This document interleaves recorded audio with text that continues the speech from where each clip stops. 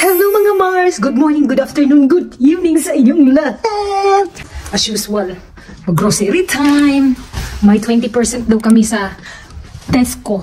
So kailangan bilhin na namin ang buong Tesco para hindi na kami pabalik-balik doon. Tinaman style ba? Todo aura ako. Baka kasi matagpuan ko doon si Piolo Pascual. Nagdala pala ako ng extra jacket just in case na hindi ko makaya yung lamig ba. 3 o'clock in the afternoon dito sa Slovakia. Ito muna ang suot ko ngayon. Temporary lang ito. Ito na siya ko. Yoga auto. Ano? Wow, pwede na. Ay, macho. Dito na pala kami sa Tesco Trinava. Dito kami mag-shopping dahil marami ang bibili namin, siguro more or less nasa 200 ito dahil sa 20% na discount. Ewan ko kung yun ang na-look after namin. Twice lang yun mangyayari sa isang taon. Sa Tesco, minsan sa Kaufland. Dito kami sa Trinava. Medyo malaki siya kaysa Siniets. Kaya papasok lang tayo dito. Ang makikita ninyo, syempre, yung mga nagkagandahan at wapuhang mga tao dito sa Slovakia. Gustong-gusto kong kumain ng KFC, kaso nga lang bawal yan sa akin. So, diretso tayo doon sa grocery store. Sana hindi makita to ni Kuya Alex at saka ni Philip. Ang sasakyan dito, may bayad to eh. 1 euro yan. Magkano yan sa Pilipinas? 63 mga Mars. And ito may spaceship. Din sila dito oh. Nauna ako dahil magbablog ba. Papasok lang tayo dito. Siyempre, alangan naman magkamang mga Mars. Naghan kayo siya discount. Christmas na dito sa Slovakia, pero yung Christmas tree namin dito na tinayo sa Tesco. Ayan, di ba? Maghahanap tayo dito ng mga sale. Ito, bumili na pala kami nito. Buy one take 3 daw. Tapos ano na, may kasama na siyang free. Free lalaki. Charis lang. Ang bibilhin namin dito is yung, syempre, yung nakasulat sa listahan. Kukunin ko dito yung sabon na perla para sa pagmumukha ko. Charis lang. Ito pala yung ginagamit ko, Dove. Hala, bumalik sila sa dati, oh. Ito sana ang gusto ko, oh. Uy, Diyos ko, ginoon ko tabang. Ah, nakasale. Wala na akong ganito. Okay lang to kasi nakasale. Hindi magagalit si Vladimir kapag nakasale. Pero kung regular price, nako, ang simod ni Vladimir abot hanggang Apopong, General Santos City. Ano pa bang bibilhin ko? May listahan ako pero minsan hindi ko na tinitignan dito. Minimorize ko na lang. Ang nasa utak ko na lahat ba? Napripat. Para sa akin ha, hindi ko kailangan ng listahan. Nakaprogram na sa aking computer na utak ba. Hinahanap na pala ako ni Vladimir. Nandito na siya. May kukunin ako dito. Ano nga yun? Nakalimutan ko na. Ay, safe. Yung panglinis ba ng mga agit-it sa ating singit. Ito yung ginagamit ko para sa aming kitchen. Fabric conditioner. Aha. Uy, wala. Hindi nakasale yung Kukulino. Ito yung ginagamit namin eh. Itong pink. Mabango to siya. Kaso lang, walang sale. Ay, wala na. Linor. Itong Linor. Bangutin ito, kaso nga lang, mahal. 6 euro. 2 piraso na. Maghanap na lang ako ng mura. Tapos ang ending ba pala, mapamura ka. Nakasale pala to. Mabango siguro to ba? Silan. 2,772 ml. Mas maigi ito. Yung favorite ni Philip at saka ni Alex. 149 cents na lang. Nasaan na yan si Vladimir? Tignan nyo naman ang promotion nila, oh. Ang ganda ng pagka-decorate nila, oh. Christmas tree. Daming bread nila, oh. Bread is life dito sa Slovakia ba? Pilipinas, rice is life. Dito mas Philip ka? Dinosaurus. Yan ang pinakagusto nila. Gummy bears. Prosim. Gusto daw ni Kuya Alex doon sa mga sweets. Uy, kahilas, basta. It's too heavy, Kuya. Get down. Magantay kami kay Vladimir dito. Kumuha pa siya ng apple. Thanks God, hindi masyadong matao today. Madali lang kaming makapagbayad. Tignan nyo ang design nila dito sa Tesco, oh. Yung star nila. Tapos, ayan, may circle. So, bamboo yung ginamit nila. Dalhin ko na lang kaya yan. Tapos, i-display namin doon sa bahay. Nasa counter na pala si Vladimir. Siya ang magbabayad kasi wala naman akong pera. para magbayad ng grocery namin. Tapos na pala kami doon sa loob. Tapos ganito na ang 4:30 in the afternoon. Madilim na, no? Ganito kapag malapit ng winter. Nandito na pala kami sa bahay. Ito lahat ng nabili namin. 1, 2, 3. Pang-apat ito na bag. Dahil sa 20%, ito ang nabayaran namin sa Tesco. 106.37 cents. Ito naman sa Kaufland, 32.82 cents. Diyos ko naman, Lloyd. At least, hindi siya nakaabot ng 150 euro. Bihira lang ito mangyari sa grocery namin. Usually, nasa 80 euro lang or 90 euro. Yung binili namin, yung naka-discount lang ba. May nabili pala kaming Advent. 12 euro ito sa Kaufland. Maganda naman yung design, oh. Sabi ni Vladimir, si mother-in-law daw gumagawa ng ganito. Hindi naman ako marunong gumawa nito, eh. Buksan ko lang to at tindihan. Dahil today is the first Advent.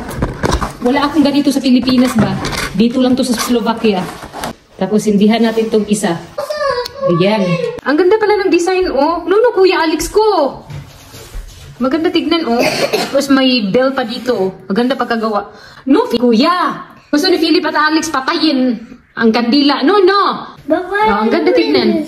No, kanina pa yan si Kuya Alex ba? Nagtatanong siya, Advent. That's for Papa Jesus, Kuya. 4th Advent. The next is Papa Jesus' birthday. December 25th. And Christmas. Ano? Good morning mga Mars. Hindi ko pala natapos ang aking vlog kahapon. Gabi na. Ayoko dito mag-vlog ng gabi na sa bahay. Dahil madilim. And today, maghahatid lang ako kay Philip at saka kay Alex. Painumin ko lang sila ng gamot. Continue pa rin ang pag-inom ni Alex sa Verosperon para sa kanyang heart. Ang next pala niyang check-up is next year ata. Ang alam ko parang Bratislava na. Yung nag-opera sa kanya. Once a year yun. May blood pressure pa pala si Kuya Alex. Ang blood pressure niya kagaya kay Inday Garnet nga 24 hours. Sinusulat din namin kung anong ginagawa niya. May video ako niyan, panoorin nyo. Ito pala yung device ni Kuya Alex sa blood pressure daw niya. Ang hose pa-connect dito sa taas, tapos pinalibot sa liig niya. Ayan, tapos dito papunta sa kanyang braso. Yan ang hitsura ng blood pressure ni Kuya Alex ko. Ang sinabi ng doktor, kakaiba daw kasi yung dawi siya maghinga. Why the blood pressure? Patsin. Kasi share to titas. Last time, Kuya, na tiras. Nagtanong siya kung ano yung blood pressure niya. -1 na dito sa Slovakia. Ganito na ang real winter. Ipapakita ko sa inyo, ha? Ayan mga Mars, oh, nag-start na talaga yung winter. Ganito kapag minus na talaga siya. Ito, hindi po kaya. Kaya aabot ng 10 to 15 minutes ang pagbibihis nila, lalo na kapag ganitong, oh, ang suot nila. Hindi na triple ito ba? Astronaut na yung pangsuot nila. Yung mga jacket nila, yan talaga ang pang real winter. May nilalamig na si Philip, oh. Dahil ni Ruko, dobre. Ano ba itong suot? Oh, dahil sa -1, hindi na kailangan manigarilyo mga Mars. Dahil Philip ko. Anday Kuya Alex ko. Kuya. Mga Mars, nahatid ko na pala si Philip at saka si Alex. Then I'm going back home. Then ang mga puno, kalbo na. Grabe, naka-gloves na nga ako. Malamig pa rin.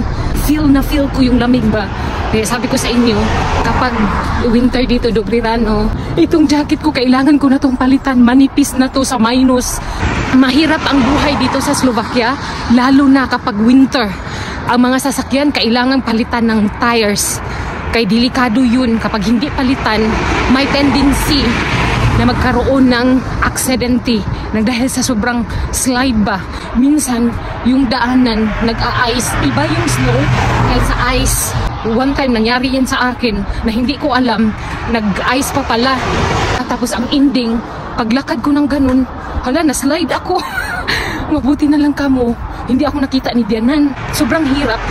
Then katulad namin na naglalakad lang kami, awa ako kay Philip at saka kay Alex, kahit 10 minutes lang ito, feel pa rin nila ang sobrang lamig sa totoo lang. Nandito na pala ako sa bahay, nilagyan na ni Vladimir ng siminto lang ba na apakanan.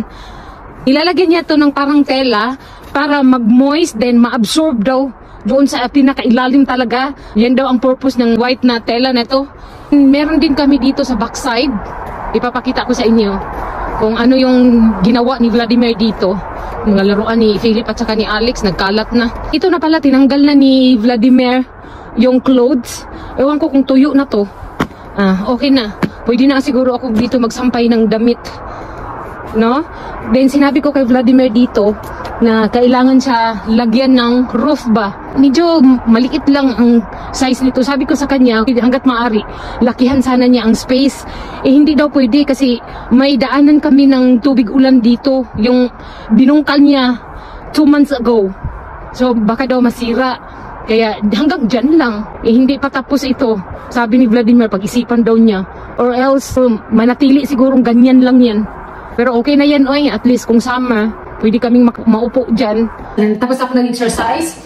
So ito mga plato namin na kanina, hindi ko pa ito na-arrange. Ang diet ko, everyday. Ang pinaka-importante para sa mga laway na nagtalsikan na. Hindi ako basta-basta kumain ng mga pagkain. Lalo na kapag may oil, mga taba ng chicken, at saka yung sa pork. Nakakainis na.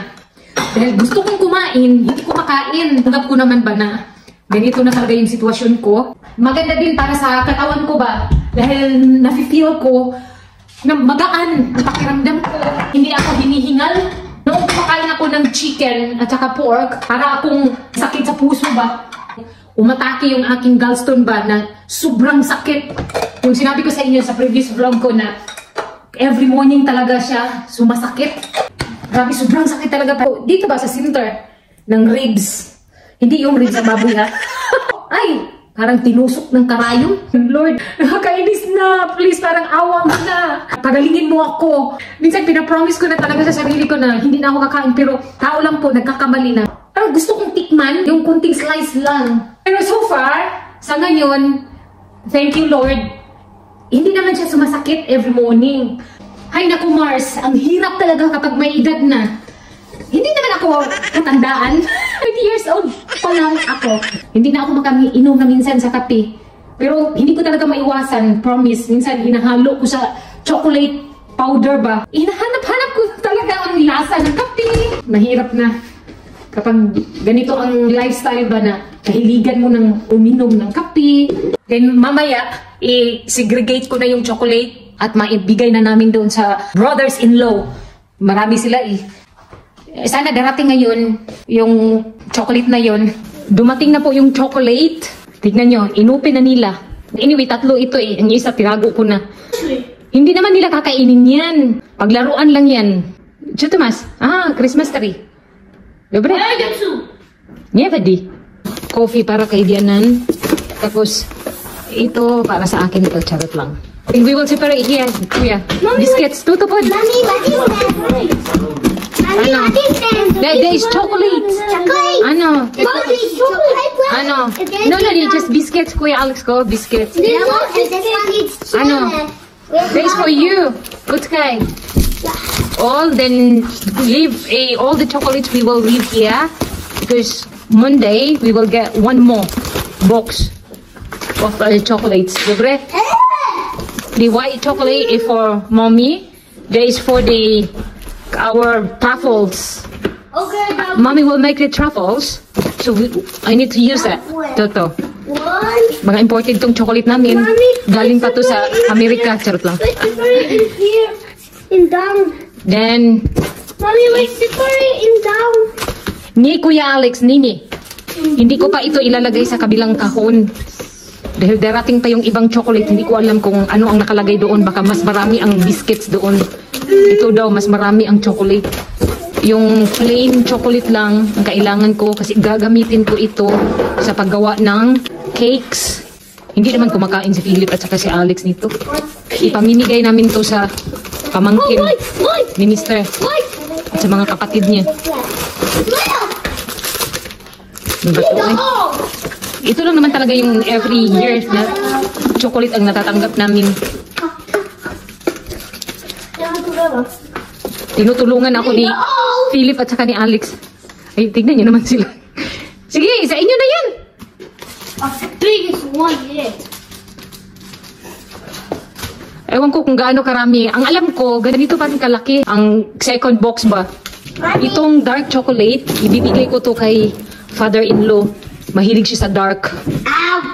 Ako, mahilig ako nito, kaso nga lang hindi na ako pwede. Sa mga ganyan, ay nako, ang hirap, maraming bawal. Magmantinil na lang tag-biskuit, mga Mars. Imported kung walang iba. Tubleron lang at saka milka. Then ito, usually ang binibigay sa amin. Itong binibigay nila na chocolate, ito yun ang mga damaged na packaging ba. Pero hindi pa to expired ha. Malayo pa to.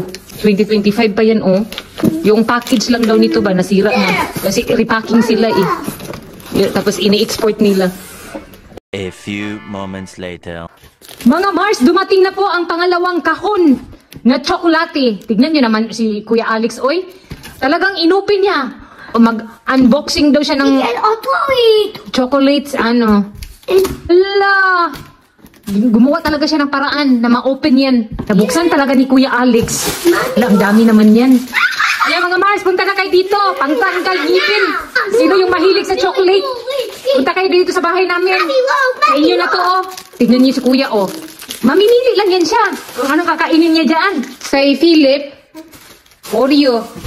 Ang ganda sana nito, pang pasalubong sa Pilipinas, no? Pero sorry, Philippines. Wala akong pang shipping fee. At mayroon pa pala nito, Ipamigay lang namin to sa mga pinsan ni Philip at saka Alex. Para sa Christmas nila, di ba? Sold na ang pangregalo. Hala, sino ang mahilig dyan sa kape? Diyos ko, free lang ito. Kape. Nako, ang bawal sa gallstone. Ito pa ulit, May numbers to ba? Para sa Christmas. Uy, pang-anim na to. Ang saya ko this time kasi sa isang box ng chocolates, marami ang Oreo. Ito yung hinahanap ko na biscuits. Para sa Christmas, gagawa ako ng Oreo truffles. Ito yung kay Philip at saka kay Alex. Mini Oreo. Saan ka pa? Ito pang bibilhin mo sa shop. May white chocolate na gagamitin ko pang decoration. Then by next week, magtayo na ako ng Christmas tree. Dito ko siguro itayo ang Christmas tree namin. Sinabihan ako ni Barbie, yung last na Filipina visitors namin. And ate, dito mo ilagay yung Christmas tree ninyo para mag-open ng door, makikita ka agad yung Christmas tree. Which is tama naman siya. Pero hindi ko alam kung magkasya ba talaga dito ang space ba. May final inspect dito sa bahay Thursday para mabigyan na kami ng house number. At sana nga makumpleto na ang lahat para hindi na kami mahirapan.